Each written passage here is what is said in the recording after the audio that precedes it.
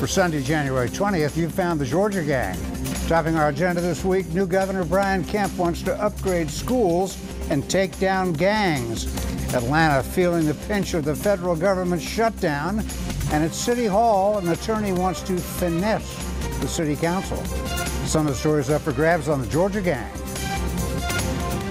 From the Fox 5 studios, the Georgia Gang starts now. And we're glad you could be with us on this Sunday. All is in action down at the state capitol. Brian Kemp, sworn in as the new governor, gave his State of the Union address, and our Lori Geary is here to start us off. Well, it was a week of firsts for Governor Brian Kemp as he took his oath of office. He gave several critical speeches this week that focused on bipartisan issues like education, health care, and crime. No mention, though, of some of the more controversial issues he campaigned on, including the Religious Freedom Restoration Act and expanding gun rights. It was a message of unity from Governor Brian Kemp as he took the reins from former Governor Nathan Deal. I, Brian P. Kemp, do solemnly swear. Do solemnly swear. In his inaugural address, Governor Kemp talked about three key issues, including more money for public education, a crackdown on gangs, and a vow to continue to boost economic development. At the annual Eggs and Issues breakfast, Kemp said he plans for another $70 million for school security grants and made his case for teacher pay raises. On the campaign trail, Kemp promised a $5,000 pay raise for all public school teachers. These hard-working Georgians are shaping our future. We recognize their service, and we will reward their efforts. During Kemp's State of the State address Thursday, we got more details of his budget plans, including what he calls a down payment on that campaign promise. My 2020 budget proposal includes a $3,000 permanent salary increase for certified Georgia teachers. He has also included a 2% pay raise for all state employees in his budget. On the issue of health care, Kemp has set aside $1 million for the state to come up with a Medicaid waiver program to help address the rural health care crisis. Like Governor Deal, he has been a longtime opponent of expanding Medicaid under Obamacare. On his first day in office, Governor Kemp also held true to another campaign promise, issuing an executive order that overhauls the state's sexual harassment policies. Thank you. Thank you, Lori. Good overview. I think we can break a lot of that down. And I would begin by saying that the $30 million that Governor Kemp proposes for school safety is smart. It's not $30 million. It's $30,000 per school. Right. I can't even read my notes this morning. So we got $30,000 per school. But I think the biggest thing, really, Theron, is counselors in every high school. To me, if you're looking at things like Parkland and Columbine, counselors could play a huge part in spotting troubled young people. Absolutely, and this is something that now Governor Kemp campaigned on, and as we talk to parents and a lot of people, we know that it's sort of a overall process to make sure that our children, our students, are getting the proper education, but more importantly, that you're dealing with some of the mental illness that comes along with some of the things that are being identified early, but really just having that counselor, he or she who has that experience to really meet children where they are and students where they are, to talk about some of the problems that they're having at home, some of the problems they're having at school with bullying. So I think it's a really good move by the governor. Yeah, it almost offers a substitute for a mother and a father in the same home, the way things should be. But Phil, I think you must be jumping up and down about the gang task force. Well, I am. It's been needed for years now. It's a crisis here in the state of Georgia. Just as a footnote to what you and Theron are discussing, though, I think it's good that money for school safety is going to the local school districts, and they know best how to spend that money. Yes, counselors can be good in some systems. Other systems have them. I think just as important, though, are other security measures, such as maybe the scanning machines and things like that. Well, and even just buzzers, security buzzers at doors to schools, those cost money. Right. I wonder if $30,000 is enough, for example, for a huge high school like a Peachtree Ridge in Gwinnett County. I don't know. But you're right, the school system will figure that out. Right, and also just a quick point on the anti-gang task force that the governor is going to form. I think you'll see a great effort now between the state, the feds, and localities to beat these street gangs that are growing. And one of the things that the governor said in his State of the State, and also I think he reiterated it when he talked about his speech with the inaugural, is that he said that the gang problem in Georgia is not just a suburban or urban problem, it's statewide. I think he also said that about 150 plus counties, I think maybe right around 150 counties, have had some type of reports of gang activity. I think he said 70,000 gang members roughly are expected to be in Georgia. So this is a really, really big problem. But that was the first time that I really felt like he crystallized that this is just not a city of Atlanta or Metro Atlanta gang problem. It's all over the state of Georgia.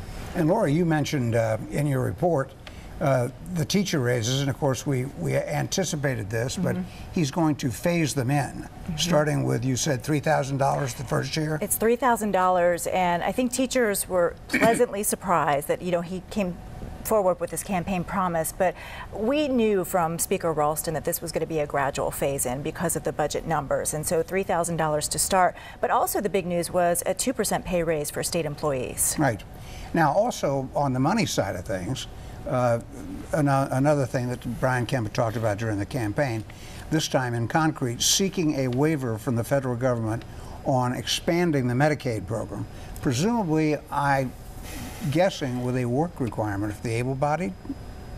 Well, yes. In fact, you could actually apply for 2 federal waivers. The Republicans and a lot of Democrats, rightly so, don't want to expand the current Medicaid program. And so these waivers can lower insurance rates. You go to work with the feds and you work through our State Department of Community Health. You can have more accessibility to private insurance. And so I think Tom Price, you had mentioned this, Dick, a couple weeks ago, who was on the Governor Kemp's transition team, was an architect of this. He knows this in and out, having been the Health and Human Services Secretary. And so I think we'll get some relief over the next year or two because of Governor Kemp's plan. It was a big week of backslapping, congratulations, and as Lori pointed out, the governor saying, let's put politics behind us, let's all get together. But there were some controversies.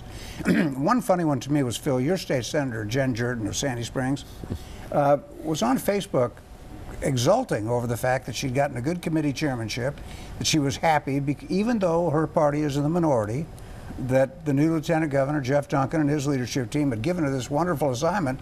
The next thing I know, she's on the House floor screaming with all the women that they got messed over. What's that about? Well, that was a rookie move. She should have known. She's been there already. And this committee was just set up, doesn't do much work, and it's for the best that we put these liberal Democrats there so they don't do much damage. Oh, God. But the big outcry was from Renee Unterman. And as the female on this panel, Thank you. Let me talk about that, because it's one thing to take somebody off a chairmanship because you don't think that, you want to put somebody else in place, right? You want to put your person in place. But you never replaced her with another chairmanship, for a female chairmanship. This is Renee Unterman you're talking about. And this is really about perception, right? Because I know that Jeff Duncan and Senator Jeff Mullis came out saying this was not about discrimination. But politics is perception. And there's this perception now that you didn't put any women in high-powered places, and not only that, but then you crack down on the sexual harassment policies. So, Well, there's 2 things here.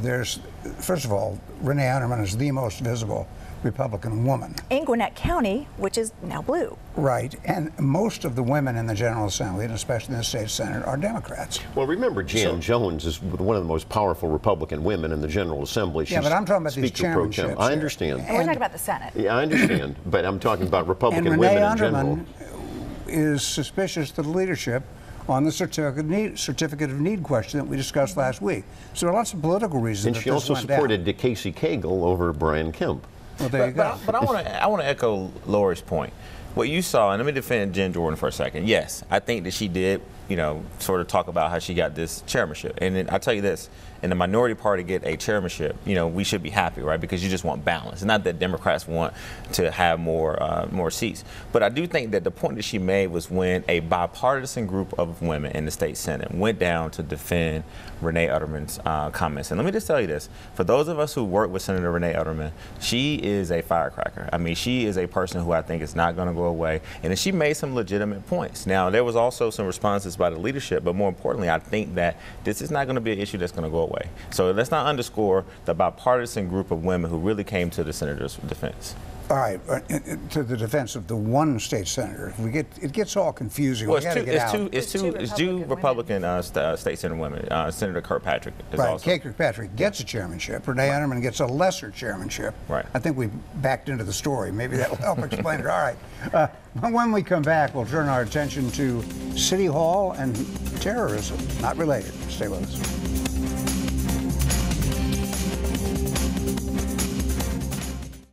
Have a question or comment for the Georgia Gang?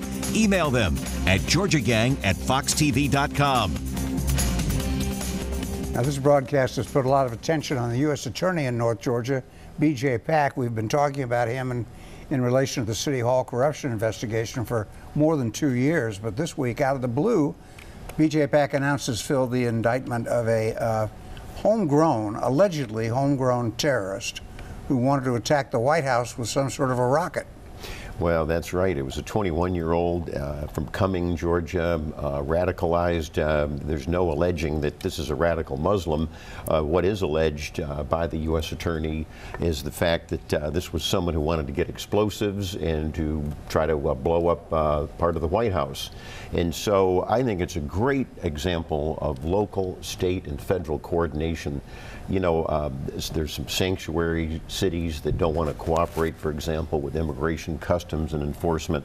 This is an example where immigration's custom and enforcement, ICE, worked very well with the local sheriff, the Forsyth County Sheriff, and Ron Freeman. He deserves a lot of praise because the sheriff said, if you see something, report it. And I think that's very important when it comes to terrorism. You know, these terrorists don't care if you're a Republican or Democrat or black or white or Hispanic. They just want to kill us. And so this was a great, great thing that we stopped it. All right, turning to City Hall, if we might, where B.J. Pack is the major player, overshadowing everything at Atlanta City Hall, would be the U.S. Attorney. Katrina Taylor Parks was to be sentenced this week in federal court there, and when she learned she was going to get 2 years, she fainted and was carried out on a gurney and put in an ambulance. I guess she thought she was just going to get home detention, and the 2 years in prison caused her to faint. I don't know. I wasn't in the courtroom, and I don't think any of us were. But I think the bottom line is that I hope that she's doing well. But in the day, you know, she did a lot of good for the city, but she made a mistake. She pled guilty. She pleaded guilty to $4,000 in bribery. But we heard some more details but it was about $15 million. No, 15,000. 15,000. I'm having trouble with my digits today. Your Thank numbers, you, Lori. huh? That's all right. There's a Louis Vuitton purse, a cruise, I think, to Mexico, a trip to Chicago, and it totaled $15,000. So I think she made a little bit more than one mistake because it was ongoing. Mm-hmm. And then the other question is, did she do what the feds wanted her to, which was to give anyone else up? I guess she thought she had because she gave them 11 tape recordings and she gave them lots of conversations. But Judge Steve Jones must have decided, no, you didn't give him a thing, so you're going to get the 2 years. Maybe. We don't know, though, what's on those recordings. Right. Well, yeah, So I think, that's right. I think the judge was just sending a message that, you know, he's not playing around with these cases, that these are serious, and he's sending a message to all of those involved. Okay. And then another little inside story at City Hall this week, going back to something we talked about in the previous week. That's the hiring of the Los Angeles law firm to look into the employment of former City Councilman Kwanzaa Hall, who went on the city payroll a day after he left his service as City Council. And Nina Hickson, the city attorney, wrote the Los Angeles attorney a memo saying that she needed help to finesse the City Council into understanding her hiring of him, a Los Angeles firm. Finesse? Do we do that, or do we just speak candidly as a city attorney and give the council the advice that she believes they should have? The problem was that the hiring of this firm, $900 an hour, that's outrageous. Number two, it's another example that you still have waste and abuse of public office under Mayor Bottoms' administration. This should never have happened. Maybe $500 an hour. I don't know if you could have gone to a Los Angeles firm. And then to say that we need to somehow fool City Council and try to come up with excuses why we hired this firm, it's terrible. So I remember when Phil actually congratulated Nina Hickson. Not only did he congratulate Nina Hickson, he actually said that it was one of the best decisions that Mayor Bottoms made in bringing her in as city attorney. So before you cut me off, let me finish. So the thing I didn't try to cut you off. No, I know it's coming. But so at a time when we know that there's a little bit at times friction between the council and the mayor's office, what City Attorney Hickson was basically saying is that in her ongoing communication with council, they were getting questions about this law firm and why you pick this law firm. They weren't questioning the independent investigation. So I want to point that out for our viewers. That, no, that's understood. I think. Yeah. No. But so when you say use the word finesse, we're in the finesse business. You know, we're in the business development business. We know that sometimes you got to make sure that you have the right information. You're equipped with the right information to go sell something to anybody, whether it's elected officials or if it's somebody in the private sector. So I think what she was saying was, in this ongoing investigation, which an independent investigation, which council supported, she wanted to have the right information to make sure that she was conveying it. And so I think that, look, she probably should have put that exact word in the email. I think Nina probably said no. She probably could have used a different word. But let's not try to make it look like there was some type of attempt to mislead the council. But there was. No, not to mislead them. She was giving them information. You got to get out. Go ahead, Lori. One quick difference is that we don't finesse with taxpayer money, and that was $900 an hour. So that's the only part of your argument. But I think this, Lori, let me just say this, Lori.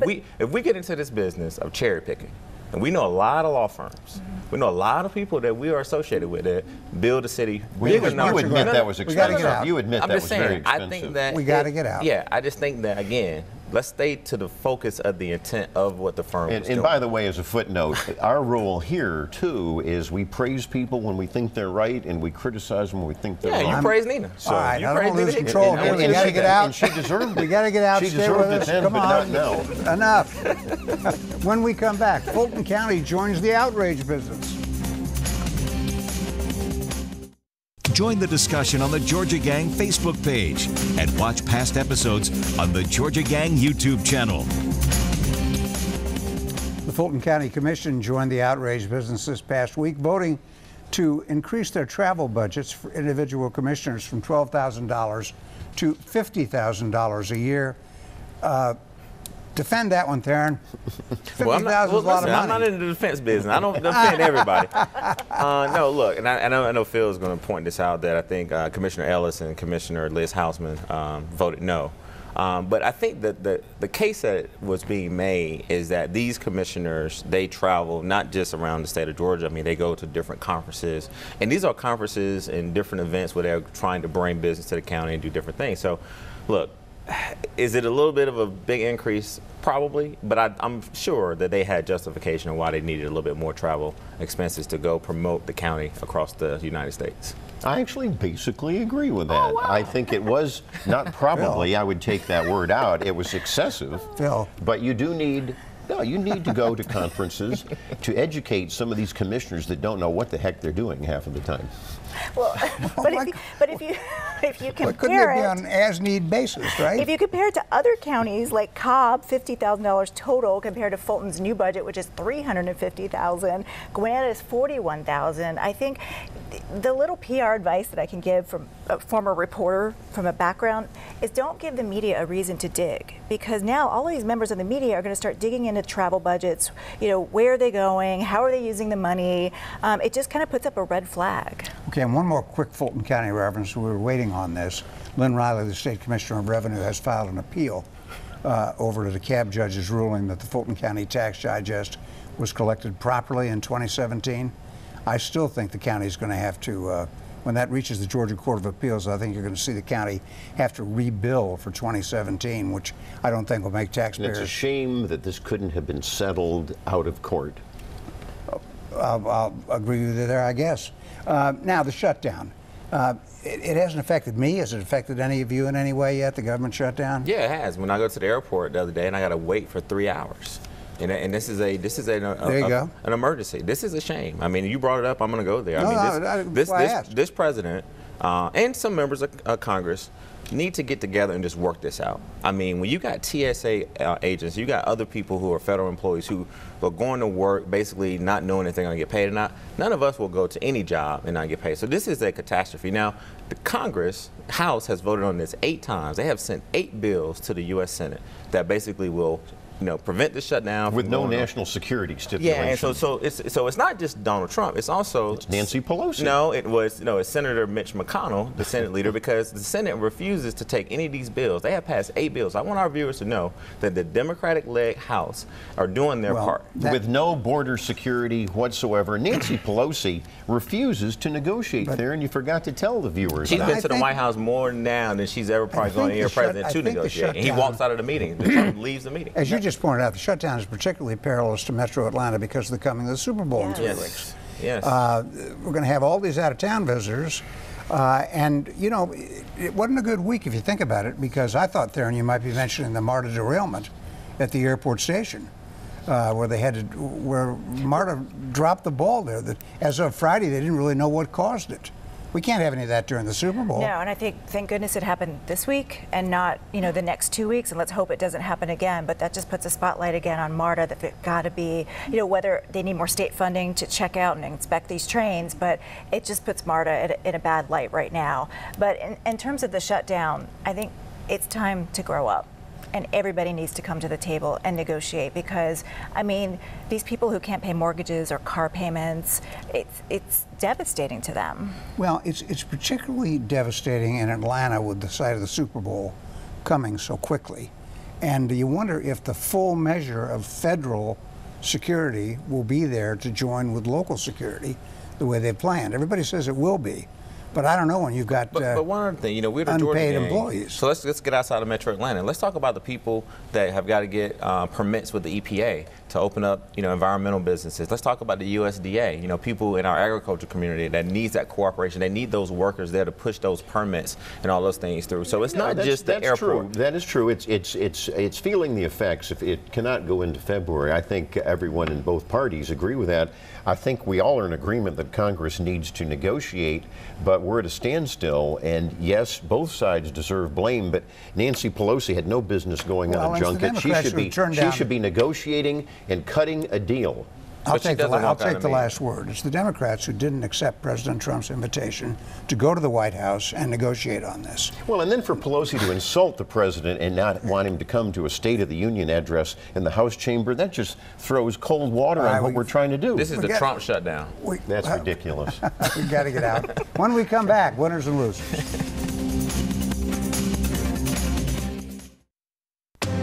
Time now for the week's winners and losers. And we'll begin that with you, Theron. How about you? All right, my first winner is going to be Bianca Kington, who is the new Democratic Party chair in Gwinnett County. As we know that Gwinnett County is now a blue county. She's been a young person that's been involved in politics for a very long time, so I want to congratulate her. And also, I was with my good friend, Mayor Vince Williams of Union City at the inaugural ball, Phil. I didn't see you there, but I was there. I was there. He's a Republican. Well, I ain't getting into that. But believe it or not, in 2019, Union City just opened up their very, very first community center. And so this is something that the mayor and the council have been working on very hard, and it's a place where all the people in Union City can go and celebrate. And then Dick, the DeKalb County Public Library was named the Public Library of the Year by the Georgia Public Library Services. So this is a big, big deal in DeKalb County. I want to give the entire county a big shout out. It's a very good library system. Very good library. State of the art, I heard. It's not a very good sewage system.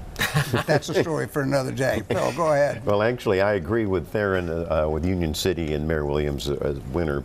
I will make a loser, though, the Cobb County sewer spillage. That was terrible. That's worse than DeKalb, right? I think it is. Okay. I think it is. We're agreeing too much here. And the City of Atlanta water problems. That's right. Of course, my winner, the man of the hour, the man of the week, new Governor Brian Kemp, First Lady Marty Kemp, a very classy lady, a beautiful family. We got to know them a lot more this past week. And of course, the $27.5 billion budget, we're still going to be digesting that. And so they're all winners here.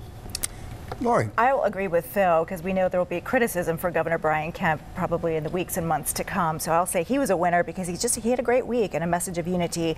Also, Delta Airlines, a big winner, giving a grant to open the MLK National Historic Park, which was closed, of course, due to the shutdown. It'll be open starting. Well, yesterday it opened, and then it'll be open for 16 days during the Super Bowl. It was an $83,000 grant, which isn't a lot if you put in perspective of how much the Delta Airlines Foundation gives, but man, it makes a difference, and it's great PR for them. Well, if you're going to have a Super Bowl in Atlanta, the King Center is a huge part of that. Absolutely. Absolutely, a huge part of it. My loser is the Henry County School System for giving a middle school student a 10-day suspension because unbeknownst to him, he gave the cafeteria worker a counterfeit $20 bill. And that was just ridiculous. I mean, I agree with some of the zero tolerance policies in terms of drugs and threats and guns, but this is a case-by-case basis. The kid didn't know. He's 12 years old. He's an honor student. He's an athlete. And now he's going to be kept out of class because of this. All right, I will begin with a winner. Pains me to say it. Bob Lunston, who was one of Dunwoody's best community activists, a zoning specialist, a tireless guy working to help his community, died this week at way too young at age 66. Bob Lunston will be missed in his small section of the metro area. My winner is Keisha Lance Bottoms because she snarked out New Orleans. That was pretty cool. She just said, I don't want New Orleans here for the Super Bowl. It's a joke, people. Lighten up. She's kidding. Come on. Lighten up. You know? Who dat? Come on. We don't care about the New Orleans Saints. I agree with you, Dave. I'm with you, Mayor Bottoms. See you next week on the Georgia Gang. The opinions expressed in this broadcast are those of the panelists appearing in this program.